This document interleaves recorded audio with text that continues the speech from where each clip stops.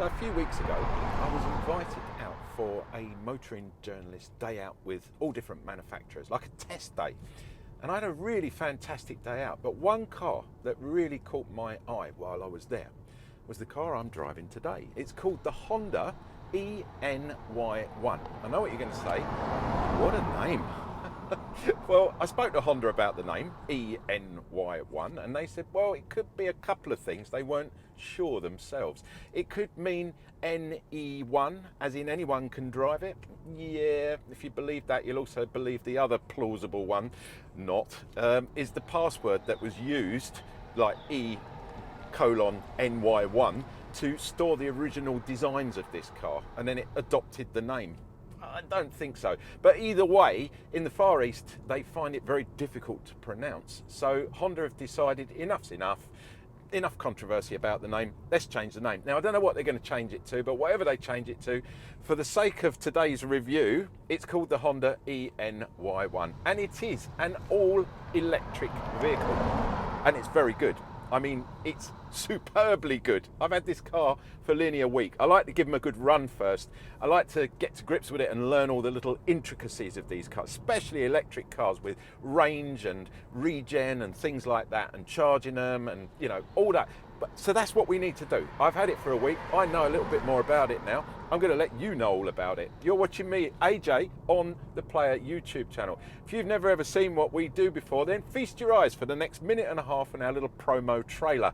And hopefully you will get an idea of our channel and the fact that we don't just do car reviews.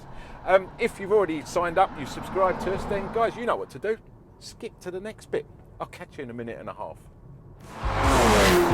This is how a car should sound. Listen to this.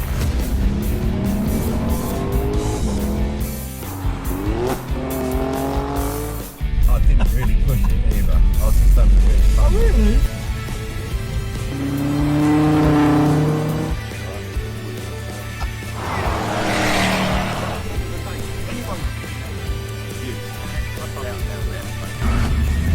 Wheel spring?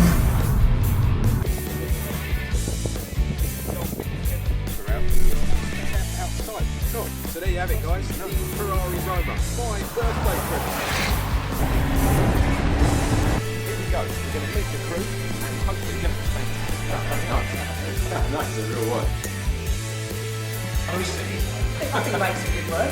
We'll go with Nice to it. start. Nice to see you. Show us your big chopper, your helicopter. So here we are, the Morgan Roadster. Where we're here for the Swiss Watch Show. And guys, guess what? It's another morning here out in sunny France.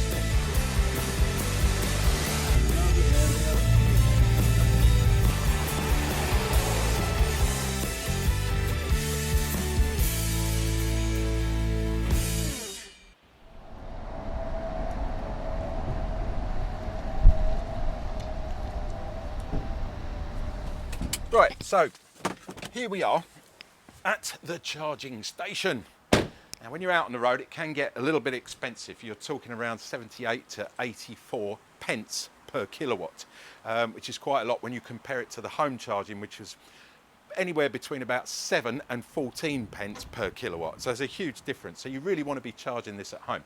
But for the benefit of our review, we've decided to come out and give it a charge just to show you how it all works and how to do it.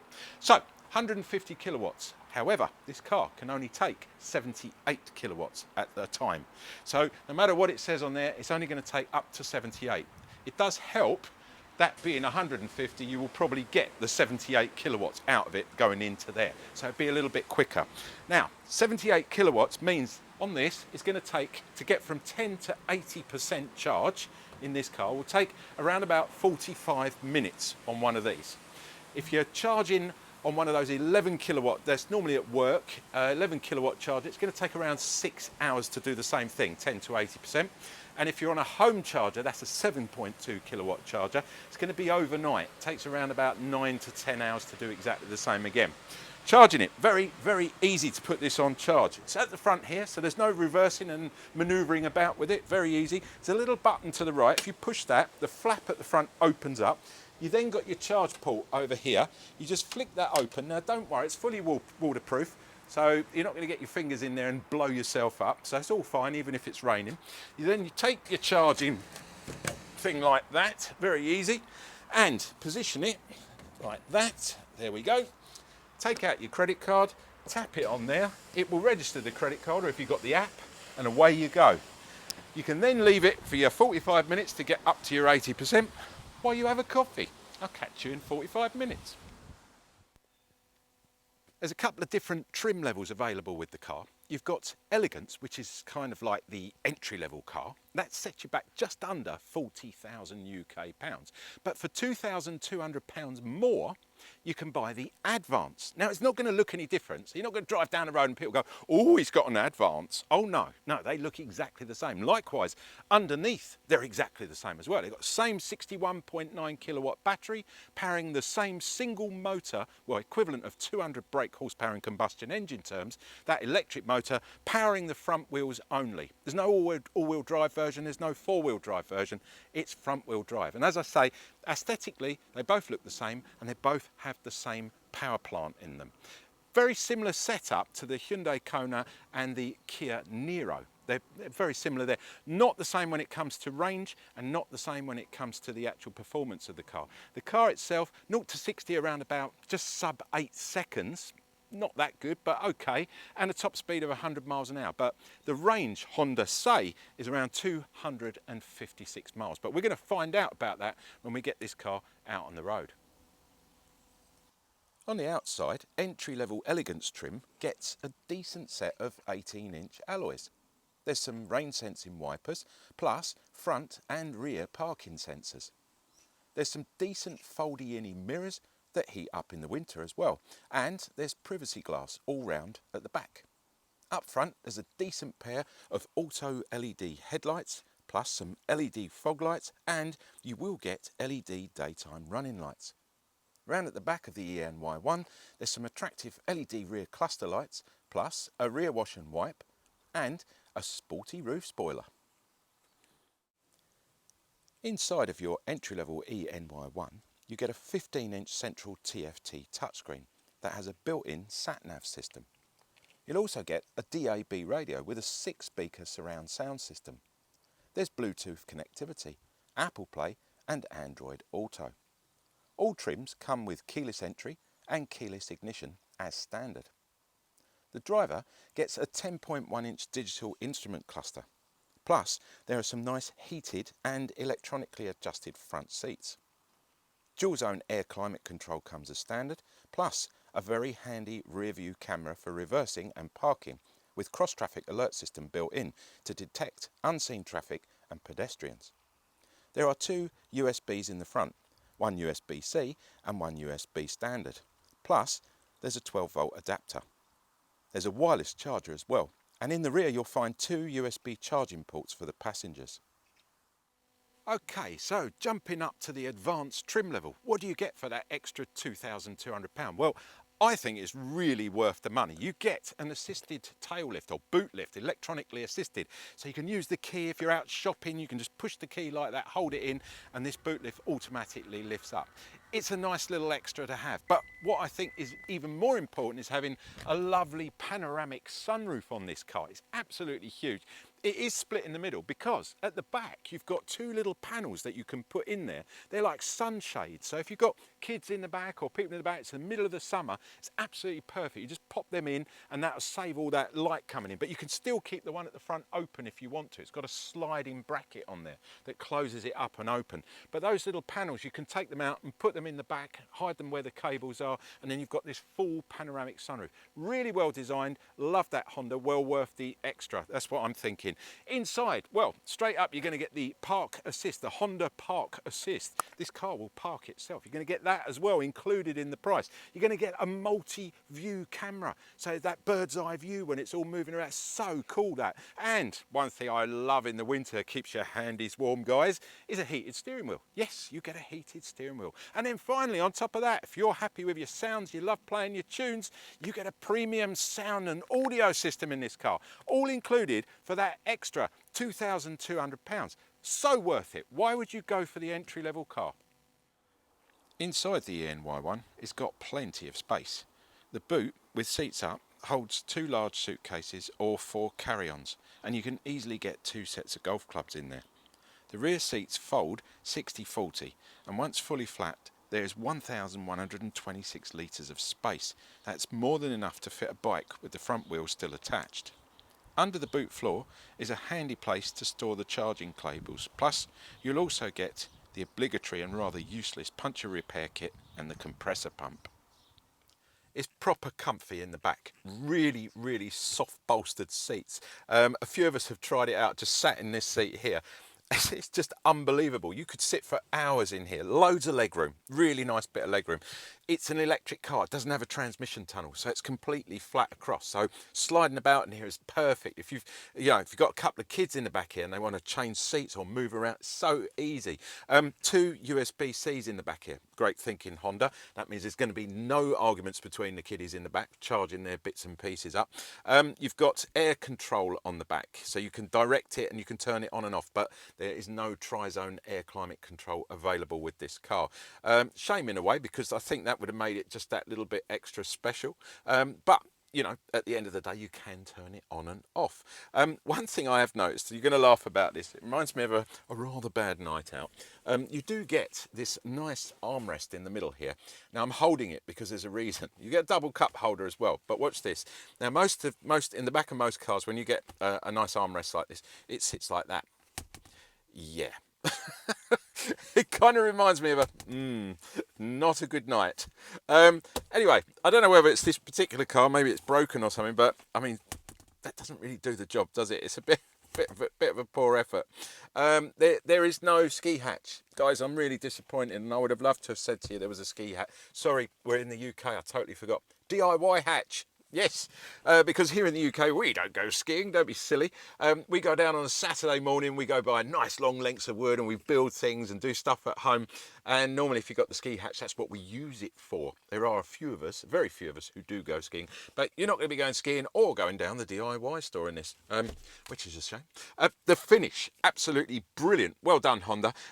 Wipe friendly, you know, pops, sodas, sticky sweets, ice creams on here, just going to wipe them off like they didn't even exist. Semi-synthetic, 3 choices of colours available. I love the finish. It really does feel nice. It gives a real quality feel. It's even on the doors and the finish round here with the piano black and stuff like that. I think Honda have nailed it there. But then Honda always do build nicely finished cars. Another thing which I'm going to praise Honda for here, I'm a big hater of the Isofix points, the pop-out ones and the ones on springs. A lot of manufacturers do this, and they either break or you end up losing them and you have to pay for new ones when you finish your lease or you sell the car. Honda have just clearly marked on the seat where the Isofix points are. You just push it in and it locates. That's more like it. That's how it should be. It's not going to cost any more money, to replace those bits of plastic that you always lose. Top of the range car, I did mention that. It gets the panoramic roof. It's lovely in the back here.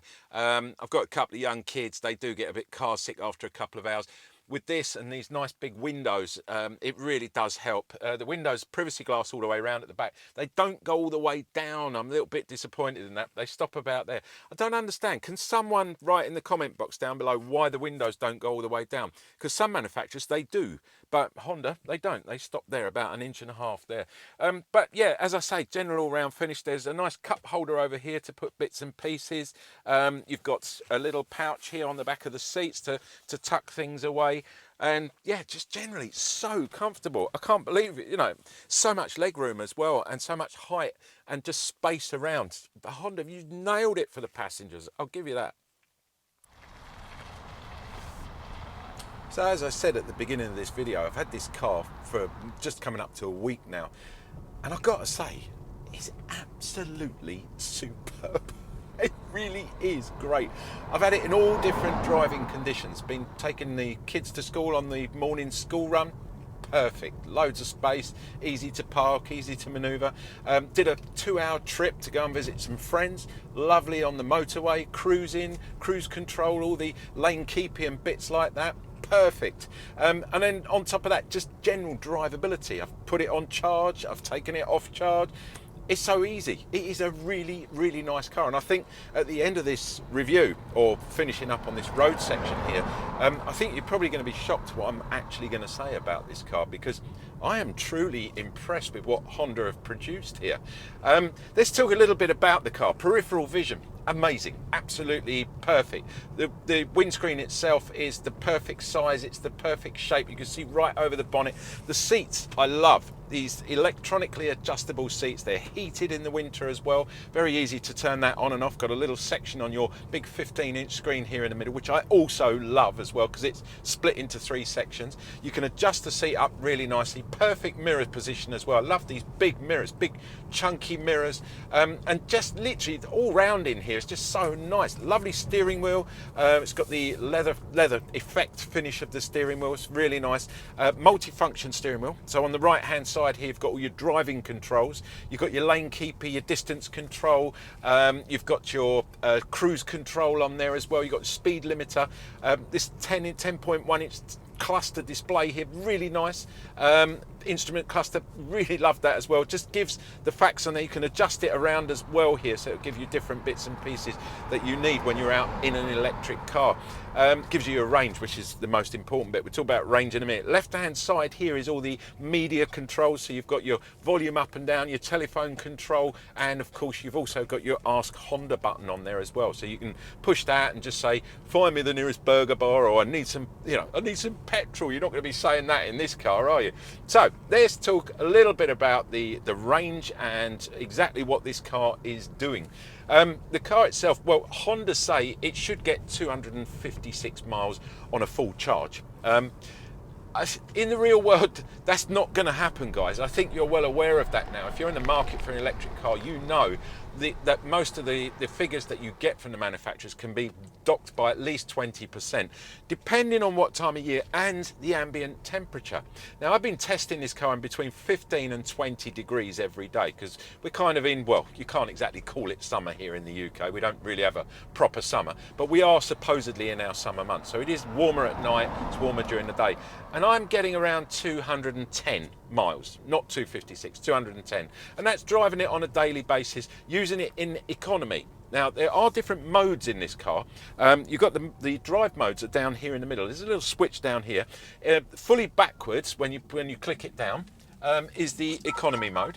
If you click one up, that will take you into normal mode. Now, economy mode obviously gives you more regen, so you get more. Regen is basically when you're coasting and braking, it will put energy back from that residual energy back into the battery. You can't recharge the battery on it, but it does help a little bit with the range. It gives you a little bit more. You don't need that when you're driving on a B road like today, because you're not stop starting. So the regen's going to be less. If you've got that full regen on, it's actually going to be detrimental to the amount of range that you're going to get. So put it into normal mode when you're on a normal day out, and then you'll get the maximum you can out of that. And then if you do want to have a bit of fun with this, because this is like, it's around 7 seconds 0 to 60. It doesn't hang about, this car. Put it into sport mode, which is the one you push it up one more, you hear it click, goes into sport mode, gives you a little visual display on the in the instrument cluster there as well. I'm going to put it back into economy mode because I want to keep this as much range as I can get out of it. Now, as I say, about 210.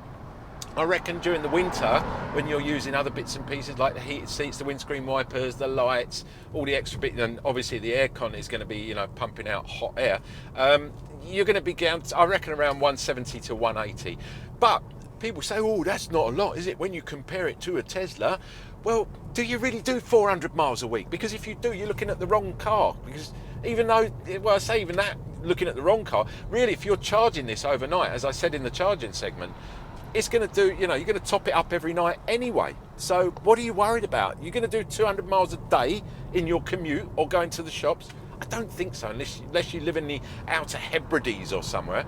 But joking, amusing side of it apart, this car really is more than adequate for whatever you're going to need. It's got some good safety attributes as well. So that's warning me I'm going over the white lines there. This car is the top of the range, so it gets all those nice little safety extra bits and pieces. That's why I think it's a no-brainer when it comes to choosing which model to go for. It's got to be the top of the range one. Sake of just over £2,000 extra, you get all this extra in here as well.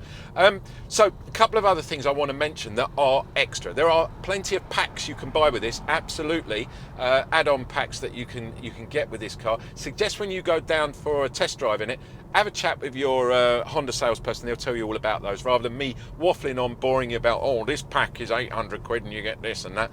One thing I will tell you though, paint colours. £700 for a paint colour.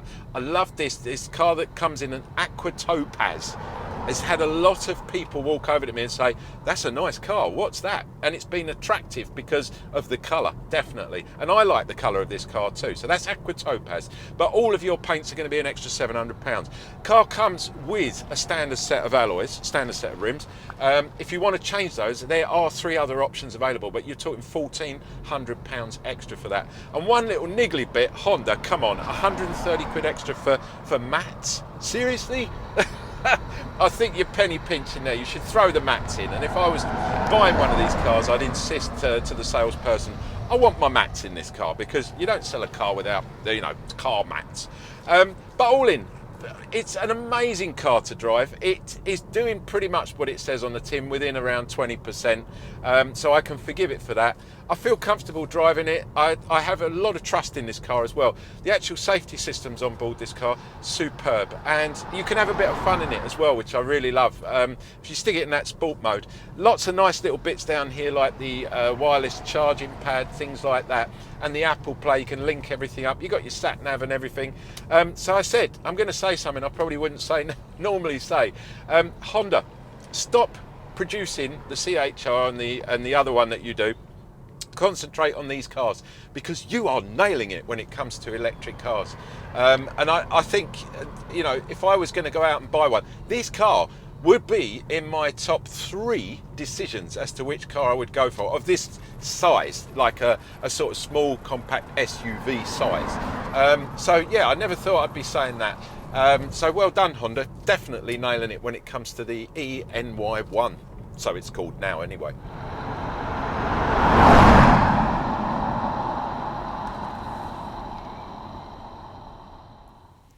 So there you have it, guys, the Honda eny1. Whatever it's going to be called in the future, you'll always remember as it's the eny1 review that we did. It's ticking a lot of my boxes. It's comfortable, it's family friendly, it's practical. At the end of the day, it looks very nice indeed, especially on a beautiful summer's day like today.